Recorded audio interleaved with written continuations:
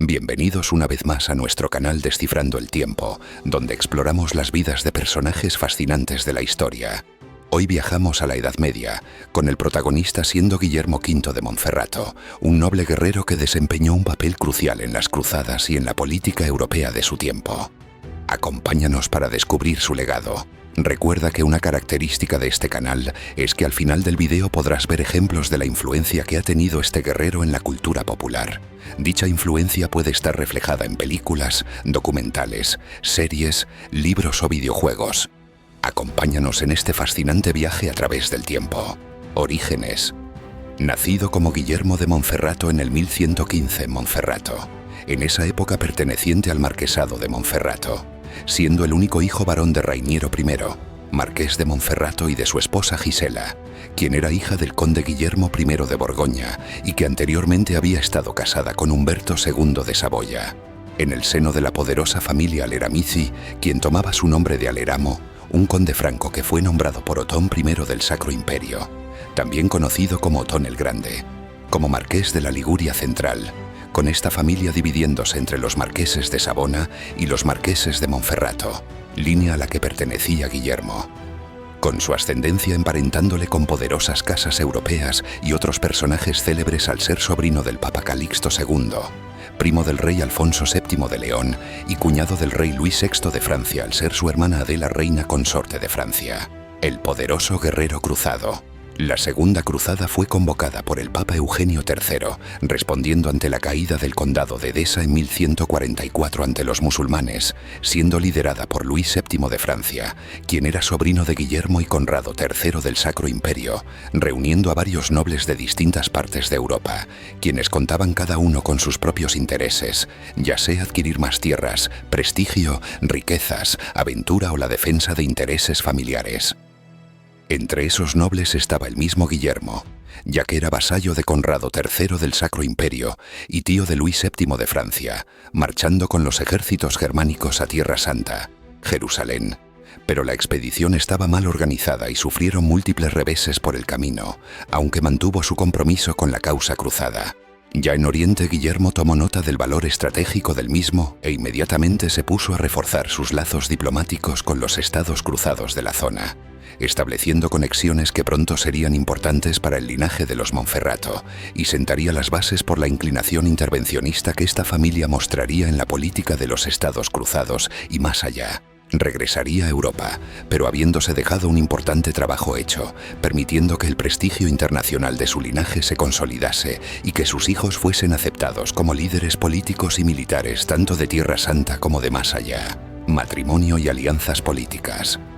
Antes del 28 de marzo de 1133, se casó con Judith de Babenberg, quien contaría con unos 15 años de edad al momento del enlace. Judith era hija de Leopoldo III, margrave de Austria y de Inés del Sacro Imperio, quien era hija del emperador Enrique IV y de Berta de Saboya, con la que tendría 8 hijos, 5 varones y 3 hembras. Por lo tanto, se emparentó por matrimonio con las dinastías Salia, quien era la casa gobernante del Sacro Imperio, y Babenberg, quien gobernaba Austria en ese entonces.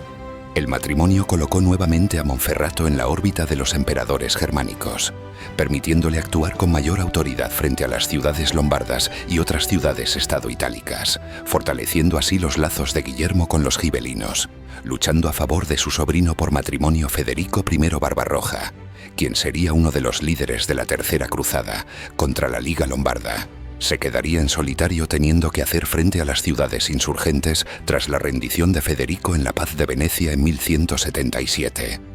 Conrado fue también durante este conflicto hecho prisionero por Cristiano I, aliado de Federico I al ser su canciller y arzobispo. Rompería su alianza con Federico al ser contactado por Manuel I Comneno, quien buscaba apoyos para su política en la península itálica, saldándose esta nueva alianza con el matrimonio de María con Rainiero, quienes morirían asesinados por mano de Andrónico I Comneno, quien había usurpado el trono bizantino, y Guillermo reforjaría su alianza con Federico I Barbarroja. Los hijos de Guillermo y Judith eran Guillermo, quien sería conde de Jaffa y Ascalón, a la vez que príncipe consorte de Jerusalén con su matrimonio con Sibila, hermana del rey Balduino IV, con la que tendría un hijo, Balduino, quien sería Balduino V de Jerusalén. Conrado, quien sería rey de Jerusalén como Conrado I tras su matrimonio con Isabel I de Jerusalén y también ostentaría el título de marqués de Monferrato. Bonifacio, quien sería fundador del reino de Tesalónica, un estado vasallo del Imperio Latino que se forjó tras la primera desintegración del Imperio Bizantino tras el saqueo de Constantinopla por manos de los cruzados en 1204. Federico, quien sería obispo de Alba. Rainiero, quien sería yerno de Manuel I Comneno al haberse casado con una de sus hijas, María.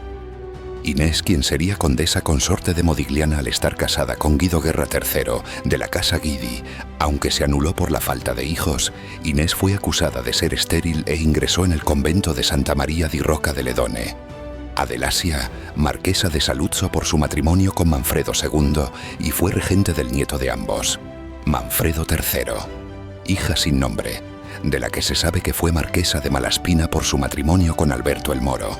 Irónicamente, el prestigioso linaje que Guillermo y Judith poseían hizo muy difícil la tarea de encontrar maridos y esposas adecuadas para los hijos de ambos, ya que en un grado u otro eran todos parientes cercanos, ya que previamente Guillermo trató de negociar el matrimonio de Guillermo y Conrado con las hijas del rey Enrique II de Inglaterra, sin éxito, puesto que las hijas eran demasiado jóvenes y había una relación de parentesco con Guillermo V de Aquitania, ancestro de Judith. Hizo un segundo intento con las hermanas del rey Guillermo I de Escocia, pero ya estaban prometidas o casadas, por lo que sus intentos resultaron vanos. Últimos años. A medida que Guillermo envejecía, el escenario político se hacía más complejo. La creciente amenaza de la dinastía Ayubí bajo el mando de Saladino, las tensiones del Sacro Imperio con la Liga Lombarda y el Papado, a la vez que la brillante estela de los hijos de Guillermo. Pese a su escasa participación militar, su labor como diplomático, político y gestor del poderío de su casa no decayó, sino que siguió más fuerte que nunca.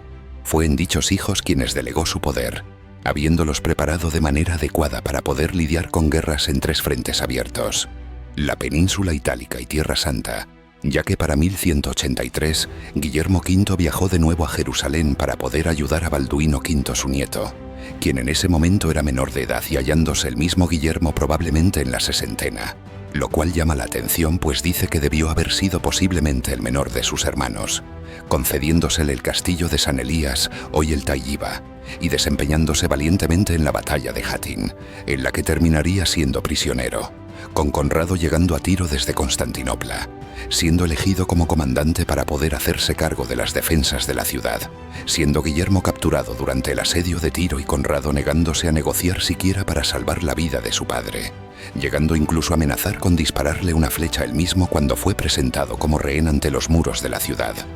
Saladino retira su ejército y es entregado ileso en Tartus, eventualmente falleciendo en 1191.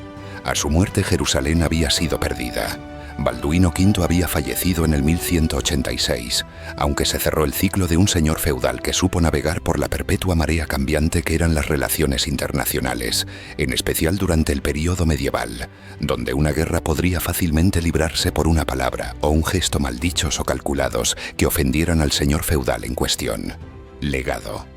Su legado es uno de los más notables del siglo XII, forjando el prestigio de su linaje y de su casa en el teatro internacional. Consolidación de la Casa de Monferrato. Guillermo transformó a su familia de señores locales en uno de los linajes de mayor participación política en el elenco internacional, mediante la expansión del control territorial en el Monferrato, región clave entre Lombardía y Liguria, vinculándose al Sacro Imperio y consolidando sus lazos con los gibelinos, incrementando la autoridad nobiliaria en un contexto donde las ciudades-estado ganaban poder. Alianzas matrimoniales de largo alcance.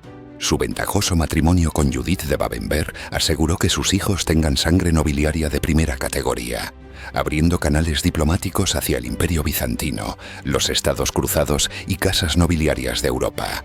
Formación de una generación de líderes cruzados.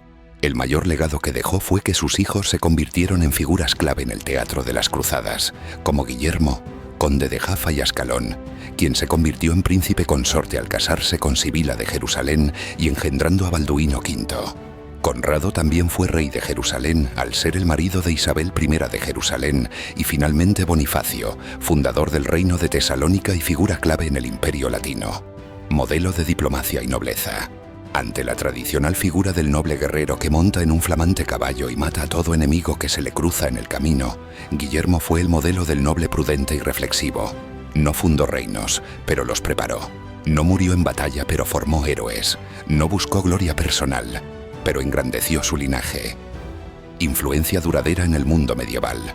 Tras su muerte, su linaje se mantuvo en primera línea hasta el siglo XIII, con la marca de Monferrato siendo una mina de oro codiciada por papas, reyes, emperadores y nobles, con sus alianzas permitiendo a su casa sobrevivir a los embates internacionales. Influencias en la cultura popular. Aparece en el videojuego Assassin's Creed como uno de los antagonistas principales al ser miembro de la Orden Templaria, siendo uno de los 9 que Altair ibn Lahad debe matar por orden de Al-Mualim. Reflexión y conclusión. Guillermo V de Monferrato encarna el perfil del noble europeo del siglo XII que es capaz de moverse entre la tradición feudal y los vaivenes que estaban azotando Europa. Aunque a diferencia del tradicionalismo guerrero que imperaba en sus contemporáneos, su poder se tejió mediante la estrategia de tejer redes políticas, familiares y diplomáticas. No fue personalmente un cruzado, pero sí hizo que su descendencia se convirtiese en el ideal caballeresco cristiano de Oriente. Por lo tanto, su vida no fue la épica sucesión de conquistas que alguien se imaginaría en aquel periodo, sino que construyó su poder a base de paciencia, ambición y astucia política. ¿Qué opinas sobre la vida de este astuto caballero? Déjanos tus comentarios. Si te ha gustado este video y quieres ver más contenido sobre grandes personajes de la historia y su huella a lo largo del tiempo, no olvidéis suscribiros, activar la campanita para no perderos nada y darle like. A ti no te cuesta nada y a nosotros nos ayuda muchísimo. Hasta la próxima en Descifrando el Tiempo.